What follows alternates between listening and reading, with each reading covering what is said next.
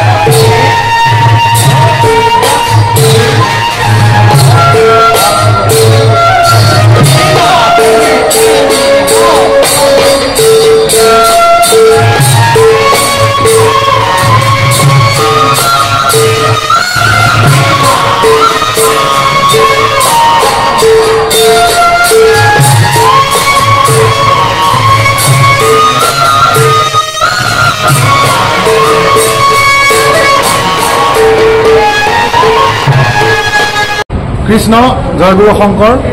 আপোনালোক সকলোৱে গম পাইছিলে বেংগলোৰত আমি দুদিনীয়া কাৰ্যসূচীৰে জন্মাষ্টমী আয়োজন কৰিছিলোঁ আজি প্ৰথম দিনৰ কাৰ্যসূচী প্ৰায় 60খন শৰাই দিয়া সেৱকীসকল আহিছিলে আমি নথৈ আনন্দিত হৈছোঁ আজি ধুনীয়া এটা সুন্দৰ পৰিৱেশ বাংগালোৰ নামঘৰত আজি গঢ়ি উঠিছিলে আৰু অনাগত দিনতো আপোনালোক সকলোৰে এনেদৰে সহায় সহযোগিতা মৰম চেনেহ পাম বুলি আমি আশা কৰিছোঁ আজি অনুষ্ঠান ভাগ সঁচাকৈ আটকধুনীয়া হৈছিলে আমি গুৰু বন্দনা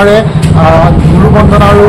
বিষ্ণু বন্দনা আৰু কৃষ্ণ বন্দনা এইখিনি আমি আমাৰ আজি কাৰ্যসূচী আৰম্ভ কৰিছিলোঁ নাম প্ৰসংগ দিহানাম সেইবোৰ লগত আছিলে এটি ধুনীয়া অনুষ্ঠান হৈছিলে আপোনালোকে ভিডিঅ'বোৰ দেখা পাব আৰু অনাগত দিনতো আপোনালোকৰ এনেধৰণে দিহা পৰামৰ্শ মৰম চেনেহ আশীৰ্বাদ কামনা কৰি বেংগলোৰবাসী